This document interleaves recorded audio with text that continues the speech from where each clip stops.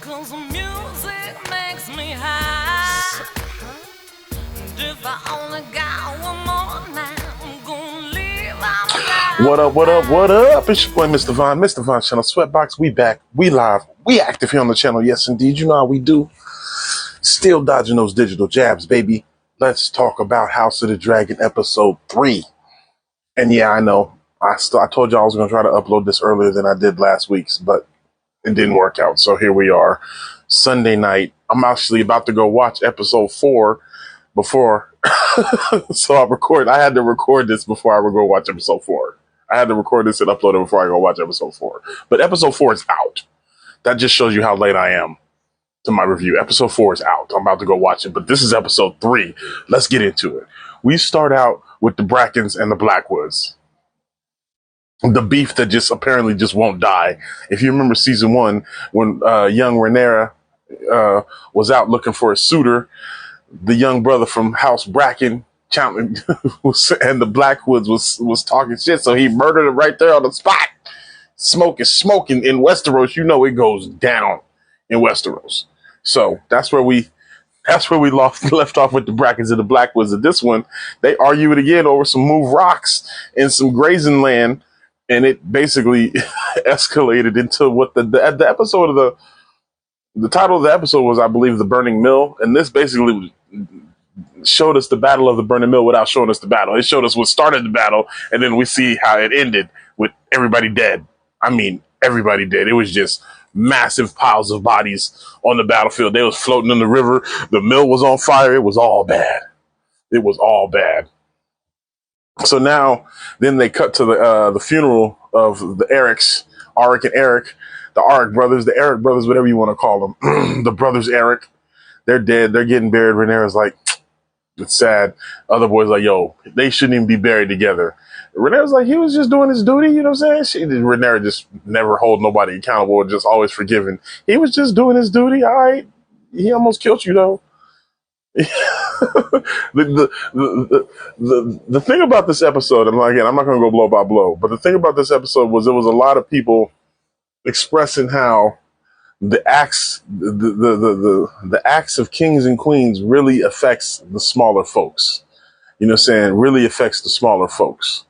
Whether it was Aegon trying to decide whether he was going to ride out to battle and getting persuaded by Lars to stay. You're saying Lars is such a manipulative. With the way he was manipulative, your grace, the rumor has it that if you go to battle, Alicent and your brother Aemon will be ruling the kingdom in your stead. Is that what you was like? Really? Nigga, nobody said that. You're the only one that said that. You're the only one that thought that. Lars Clubfoot is hilarious. Speaking of Lars Clubfoot, my man Damon decided to take Harrenhal, which if you know anything about Harrenhal, it's not a lot of glory in taking Harrenhal. But he takes Harrenhal, the whole scene where he lands with the dragon and the few people that was there, it's like, it's a dragon! Run! Which is absolutely the proper response, especially at Harrenhal, because the last time the dragon came to Harrenhal, he burnt the shit out of it. So that's a completely proper response. But then Damon lands his dragon on top of Harrenhal and just starts walking through the halls looking for niggas to kill. He can't find nobody. There's nobody there. So he gets irritated. He runs up on like one guard. At least he did when he ran up on the one guard, I was like, don't kill this dude. This dude just trying to work his shift. And he didn't kill him. Damon just walked up and just gave him a quick one. Cat. Just gave him the little ones and twos to put him out. He walks into the main hallway. He's like, I'm claiming Harrenhal. Oh boy, and they're like, you can have it, motherfucker. The way old boy gave him Harrenhal, I was like, yeah, you can have it, bro. It's fine. I don't want it. This place leaks. It's cold. It's haunted. I can't start no fires here. And my daddy and my brother died here. So yeah, I'm good.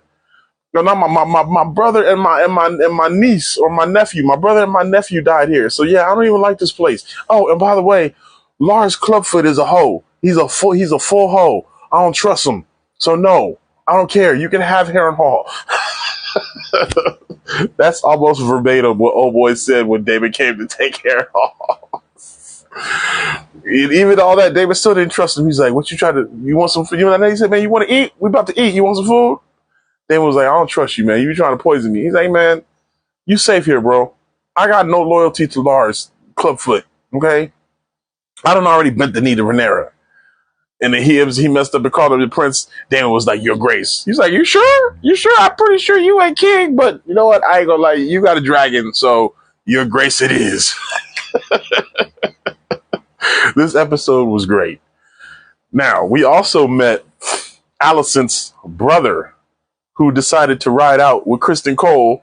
Kristen Cole has decided he's gonna take the War Council. He gonna go out and he gonna plunder. He gonna go and make sure everybody claiming fealty to King Aegon, and if they not, he gonna fuck them up. Aegon wants to go out with his dragon Sunfire. They're like, no, you can't. It's too dangerous. You might get hurt. Aemon wants to go out with Vhagar. They're like, no, we need Vhagar to protect the city. So y'all stay here. Cole's like, if you go out with dragons, that's just going to attract more dragons. So no. The whole time, Rhaenyra's out on her dragon, just flying scout missions, trying to see if anything's popping. Now, let me get back to Alicent's brother. Alicent's brother meets Kristen Cole, and it's immediate tension. Kristen Cole's like, oh, so you're the man that replaced my father as Hand of the King. Huh. Such a rise for a Dornishman. Congratulations. He was so petty and bitter with it, though. So then later on, after they march out, Alicent's brother's like, look, me and my squad, we about to go into town. We about to bed some ladies, about to drink some beer. We'll get with y'all in the morning. Kristen Cole's like, nah, man, we can't do that. We got to stay together, man. We got to stay together, brother. We got to stay together. Alicent's brother's like, man, everything will be fine. They in the middle of the, mind you, while this is happening, they're having an open conversation. They're having this conversation in the middle of an open field.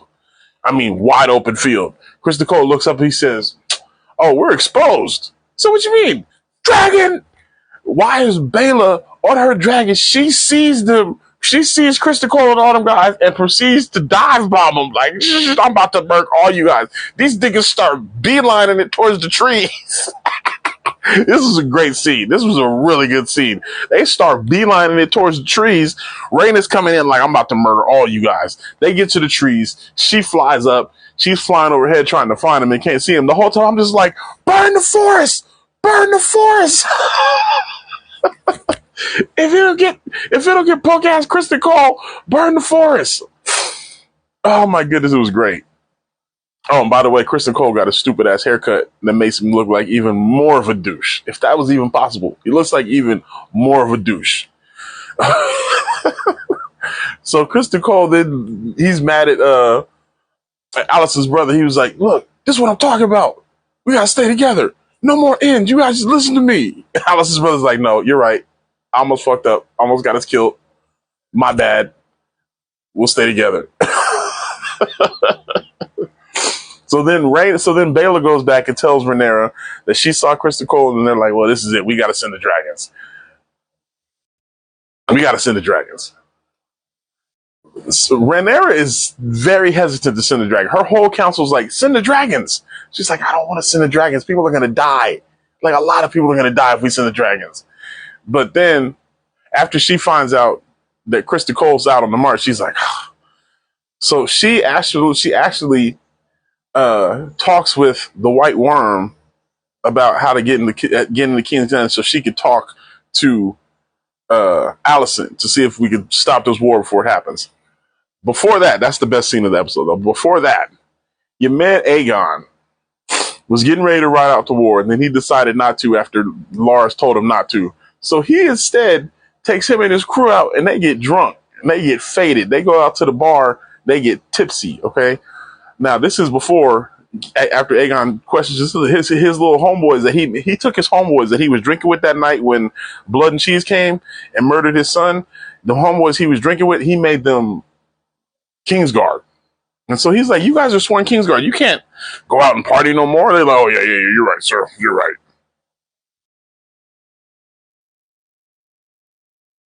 So they go out and get drunk.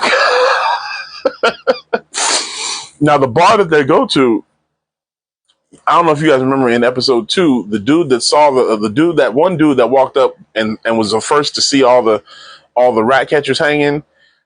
We see him again, and come to find out he's a bastard Targaryen with blood in it, with Targaryen blood in him. He calls himself a dragon seed. So apparently he's gonna come in useful, and he claims saying he's loyal to Rhaenyra and those peoples. So when King Aegon comes into the bar, he's like, oh, snap, I might have said too much, but he's quick to, saying, King Aegon ain't worried about him. He's there to get drunk with his peoples. He buys everybody drinks at the bar. He's like, drinks on the crown. Everybody's like, huzzah! Then they go to the brothel.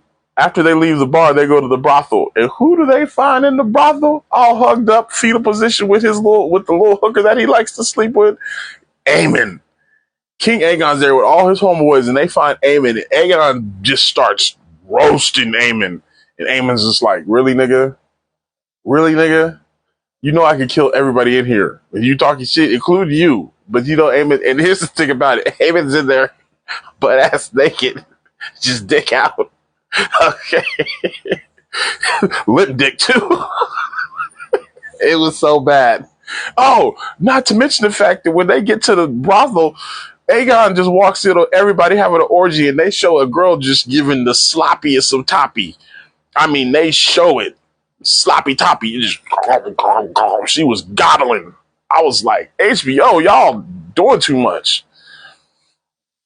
And that was before they showed us Aemon's limp noodle. This episode is out of control. So finally, the last scene I'm going to talk about is when Rhaenyra goes to the Sept to talk to Alicent while she's praying. And it's a great scene because she sneaks in disguised as one of the members of the faith and looking like a nun. She sneaks in there and Alicent's praying. She sneaks up on her. Alicent realizes she pulls a knife on her. Alicent's like, what you doing? She's like, I'm going to stab you if you yell. And I'm going to kill you. She said, what you think's going to happen? Well, they going to kill me, but you going to already be dead. She's like, you know what? I've started bad. Let me start over. That part was genuinely funny. I was like, you didn't just threaten to stab her. You got a knife to her gun. You're like, I'm sorry, I started bad. So she really wants to talk. And they have a talk and they're trying to like prevent it. And Alicent's like, Rhaenyra, your father changed his mind. He changed his mind. Simple as that. And like, and at this point, Alicent's really believing that. And she's like, and Rhaenyra, and so even Rhaenyra starts to kind of believe it. So she's like, well, what did he say? She said Aegon was the prince that's promised. And she said, and then Rhaenyra was like, what? Did he say those words, the prince that was promised? And she was like, yeah. And so she was like, he spoke to you of the Song of Ice and Fire. And Rhaenyra, I was just like, what the fuck are you talking about? And then that's when Rhaenyra knew, bitch, that was a dream. He was talking to you about a dream of Aegon the Conqueror. And she was like, oh, my bad. But it's too late. You killed my son. So it's too late. I killed your son. You killed my grandson. So it's too late. We're going to war. Unfortunately, it's too late for all of that. We're going to war. And it's true. They've done too much to go back. And so that's basically how the episode ends. With them, but the confirmation that Alicent now knows you fucked up. Aegon ain't supposed to be king. You ain't hear what you thought you heard. We now have the confirmation. And she just chooses to ignore it. And granted, to her, it's way too far past that. It's too late. Too much has been done. So you guys is at war. But now you know, Alicent, you wrong. Now Alicent knows she's wrong.